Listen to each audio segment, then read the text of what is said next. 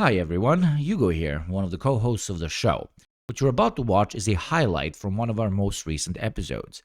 To get access to the full version, receive 2 exclusive episodes a month, get every episode 1 week early, and help us stay as independent as possible, support us on Patreon through the link below.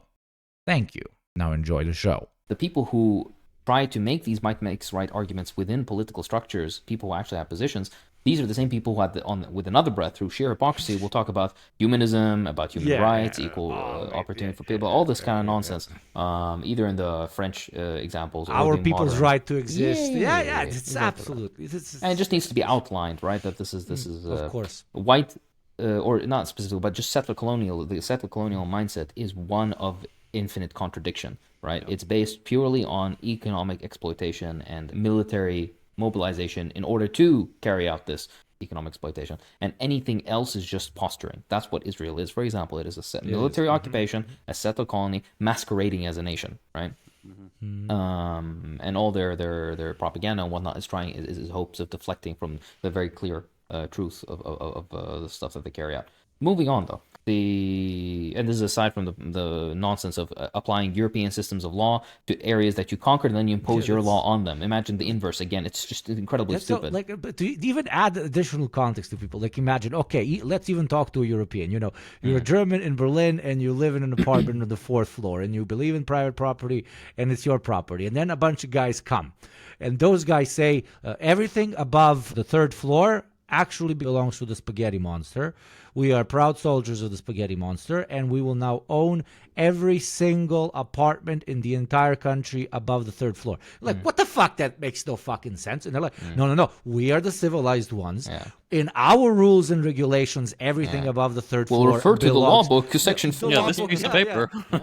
Literally, look at this piece of paper. Like, what the fuck? I can't even read this shit. Just to, contextualize for a more privileged perspective. Apologies, yeah. And then moving on, it says, if they did not lose it, if they did not lose the land, then it doesn't matter anymore. It's in the customs, the Westphalian sovereignty principle. They deny that, or there's this denial that indigenous rights are binding, or they take precedence over the nation state, let's say. This is set in the false claim of supremacy of colonial legal institutions and systems. I'll give an example of this. For example, let's say your farm was not occupied, or your village or whatever, which has farming land and mining or whatever the fuck, was not directly militarily occupied by the French in Algeria. But now all of Algeria falls under the jurisdiction of French law because it's a French colony, right? You have not been dispossessed of your land, particularly, but if had the colonial presence continued, it doesn't matter that you haven't been dispossessed of your land. Our law makes it so that we can do whatever the fuck we want with you because our law triumphs whatever indigenous ownership you have over this. Even if we haven't taken it over, basically, it was never yours to begin with because we control the entire state, essentially. This exists also in the United States with the many reservations across that dot the American landscape. Native Americans, I guess on paper, their reservations have their own legal codes that they can kind of maintain themselves. But when push comes to shove, it's always American law that will dictate whatever goes on in there. Of course. Yeah. If all the indigenous reservations decide to start boycotting Israel actively, meaning as in they make proclamations and it's law and their things, you'll see how quickly they shut down the idea of them having any sort of indigenous rights, and so on and so forth. Then we move on. If it does matter that their ownership of their land, if this does matter, then the next stage of denial is that we need to move on, right? This is the liberal perspective. You deny the violations of indigenous rights. You deny that they require some sort of redress or reckoning or correction. Why do we need to talk about land back? Why do we need to talk about reparations? Like, what? It doesn't matter anymore. It was so long ago, right?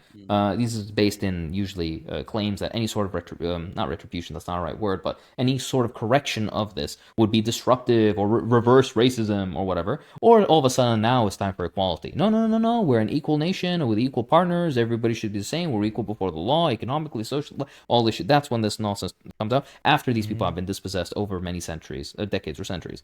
And this would be if the Israeli settler colonial project completes what it wants to do, which it would never, it cannot. But if it would, then would be the eventual argument that would happen, because they cannot get rid of all the Palestinians.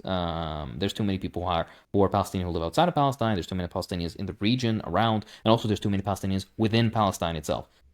Eventually, if it were to subsume the entirety of Palestine, and make the Palestinians submit in some way, then eventually you would start to see Israeli, liberal Zionists talk about, oh, but we need to move on. It was so long ago. Why do we need to correct this? Of course, 700 villages were completely ethnically cleansed, and we genocided you on several occasions. But this is all in the history. Like, I didn't do it. I wasn't the one who, all that shit, right? And then finally, you get to the most disgusting form of it, which is arguably the Israelis have jumped directly to, which is self-indigenization. It's if we can't move on from all that we did, Then I invented we are it. you. We are indigenous. They deny the separateness of indigenous people and their rights, and they try to then afterwards reduce indigenous rights to human rights. They claim indigeneity themselves. This is taken an example of white Americans who are like, oh, I'm 186th fucking this or that tribe, and as a result, I'm part of this nation. You can't tell me anything. And in Israel, they started from the first thing. They're like, oh no, we've always been indigenous to this land. Ignore that Israel has one of the highest, if not the highest, skin cancer rates in the entire world, while the native Palestinian population does not have this issue. Ignore that completely. We are perfectly indigenous to this nation. In fact, we are more indigenous than the Palestinians. And then you kind of loop in on the beginning. You loop back on the very first form of Southern colonial denial, which is they didn't exist. These were the Palestinian people, never existed in this area. They aren't indigenous. They're actually just Arabs from, I don't know, from fucking Timbuktu. I'm joking. There's but they try to find whatever, They're the famous Poor Siberian Timbuktu, always mentioned in this context. Yeah. famous Siberian Arabs moved into Palestine. So that's the 8 stages we get to, and then finally, and this is kind of what I want to round off on today. It is the redundancy of settler excuses in the modern era. If you try to make a settler colonial nation nowadays, or if you're in the process of making one, like Israel is, you cannot rely on the excuses that, for example, white descendants of white settlers in the United States rely on, which is, I mean, this was so long ago. I wasn't the one who did it. Like, if I was back then, I wouldn't think like this. All this bullshit, right? Now I think everybody should be equal. Should be the liberal perspective that people have. In a place like Israel, you can't be this. You know exactly what's happening. You know the exact dynamics of how people live in Palestine. You know the oppression of Palestinians. You know that a genocide is happening. You know you directly benefit from this, right? You cannot deny what's occurring. So you have no excuse. You're morally and politically and also judicially incorrect. And eventually, when tribunals will be held and whatnot, anybody with any sense of political position which could have affected this that didn't would then face the necessary punishments that they require for carrying out genocide. Yeah, no, that's kind of the concluding point I want to get to. Settler colonialism in the modern era. In Arabic, we say it is something that is past its time and era, which basically means it's something that will not occur again. And the reason is because there is too much noise now. It's too clear, it's too obvious, news spreads too quickly, and populations have ready means at fighting back. Unlike, for example, random Native American tribes that could exist in one area, and then all the tribes around them could have been exterminated, and they wouldn't have really known because they're secluded enough by 30 kilometers of distance, right? Yeah. Nowadays, somebody can be killed on the other side of the earth, and you'd find out on Twitter 5 minutes later if it needs to happen. And that's kind of my point. Because of this, settler colonies can't do the first step, which they love to do quickly, like they used to do, which is exterminate the population as fast as we can, so then we can jump to the liberalism of, oh, it was in the past, it was a mistake, but now, what can we do? I mean, there's none of them left, right? They can't do that. So then that's why. I hope you're right. I hope you're right. No, inshallah. And every settler colony exists to eventually crumble under the weight of its own contradictions, because these contradictions never escape. They'll just tear that nation apart.